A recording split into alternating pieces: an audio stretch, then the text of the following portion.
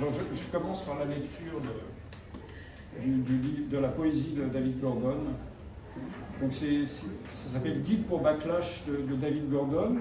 Donc c'est moi qui avais traduit en l'occurrence et Lynn a retranscrit.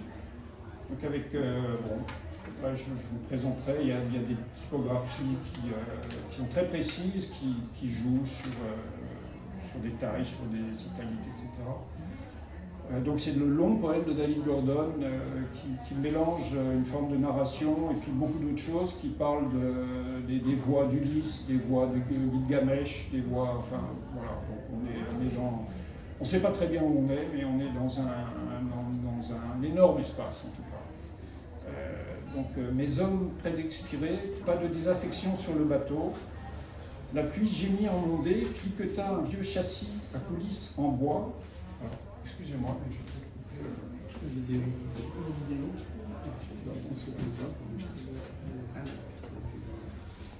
Donc c'est Guide pour Backlash de David Gordon.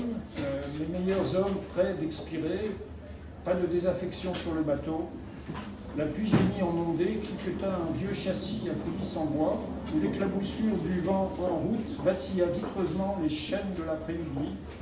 Comme Carla était en train de raccommoder le chandail de sa grand-mère dans la cuisine, Clarence s'assit en jetant un regard par la fenêtre avec un soupir. Après la bagarre, Clay a embauché Jake, associé sur les bénéfices. Comme ça, tu coupes ton propre lot de bois et en plus tu touches une paye. Et plus d'histoire au sujet de Linda, l'état de Jake.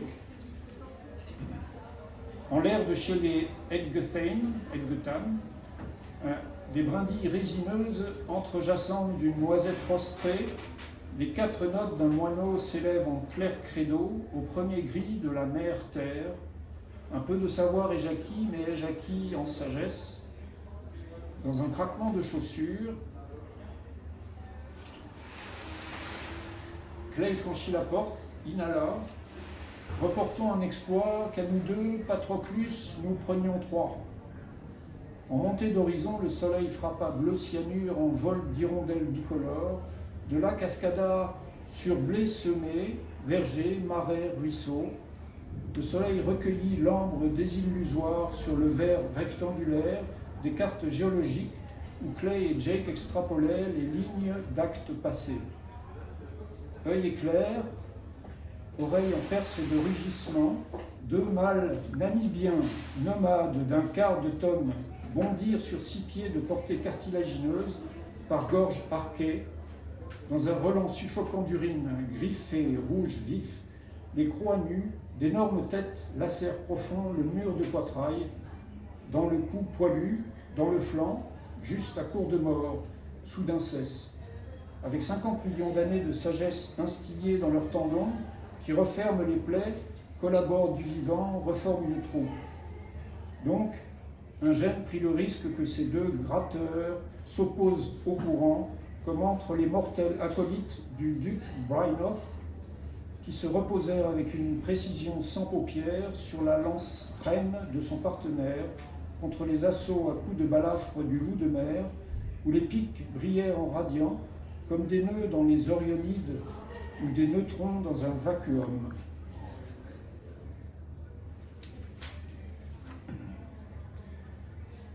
Gilgamesh, qui peut grimper au ciel, mais pour craindre la mort.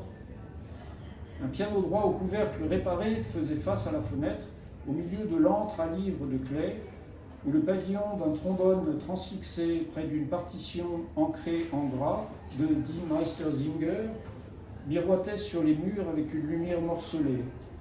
Mais Clay retourna à la musique des débuts, par les rigueurs des critiques de Jake, comme la grive solitaire masque les cordes pincées à lame de feu dans le ravin ombré.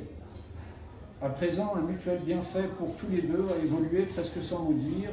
Clay marcha à la pointe du compas, qui traçait les pas de la carte par foulée, de plaines inondées de l'Holocène, marais, tourbes, esquerres, moraines frontales, collines glaciairement ruisselées, aux pentes de la roche-mère, profond vallon, coteaux suspendus. Comme la voûte en ciel d'automne mincie à l'astrostratus, au-dessus des pointes de conifères, franges et carrés de chicorée et linéaires en jaune sur le mur de Linda, Jake lui apporta un bar rayé, pêché à marée haute. Comme ils allaient dans la lune 3/4 au bord de la baie, Jake calmement, autant de lune se reflète ce que le soleil a prouvé. Tendrement, il caressa sa joue du bout des doigts et des yeux. Linda, que veux-tu dire? Jake, que j'aimerais t'épouser, maintenant que j'ai un travail avec Clay et de l'argent pour l'école. Elle reçut ses doigts avec les siens, les chauffa contre sa joue. À quelle chose tu demandes cette nuit?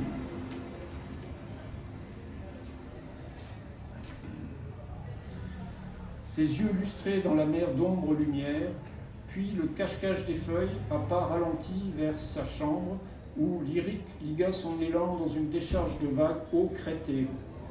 Pour garder ta bouche vraie, recherche, étudie.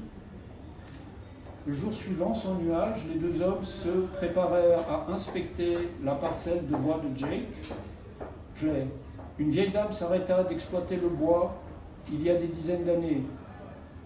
Émile installa Humbab comme terreur pour l'homme pour préserver les bois de cèdre.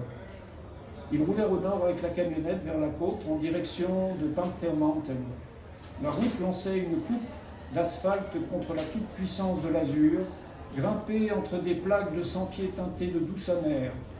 La piste dynamitée à l'estime du Pléistocène, où des glaciers hauts d'1 mile gravèrent le granit dans son chemin de fond vers le sud.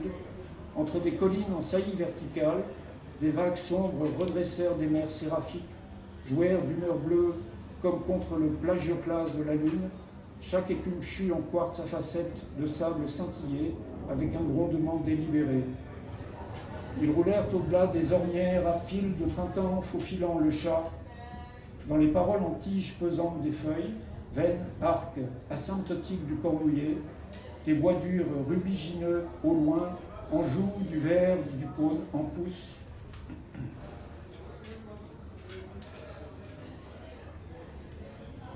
Les ailes soudaines de la grouse au vol battèrent au pommier les branches, où des feuilles feutrées, emmêlées denses avec des poils, cachèrent des pleines mains de raisins de renard pourpre, gloutonnés par l'ours noir au rasoir griffu, près d'une vigne piquée d'âge, qui tortillait en frêne centenaire.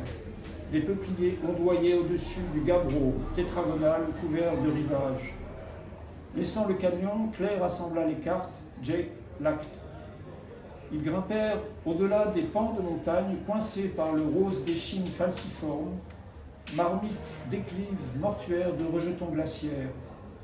Clay jaugea le chêne, le frêne, l'aréage de bois, tendre, mis au cône. Plein de bois ici. Jake allait sa marche en silence. Le jour suivant, un avocat dit à Jake de ne pas le couper, que Mme Mather, qui possédait le terrain environnant, le réclamait en tant que propriété ancestrale de sa famille. Comme les mouettes aux ailes équilibrées vocifèrent dans la pluie-vent, avec une voix archaïque qui trancha mon cèdre, mon aide bagnant, et chacun de mes arbres fruitiers, mon tendre néflier salix, même ce bois défendu qui rasa mon arbre, un peu de lune reflétant hors de sa lame. Clay. Bêtise, nous avons un titre en règle, les couperons. Une incitation à l'action. Il n'y a pas de fiction dans les cantos. Tout est vrai. Voilà. Donc on arrive là.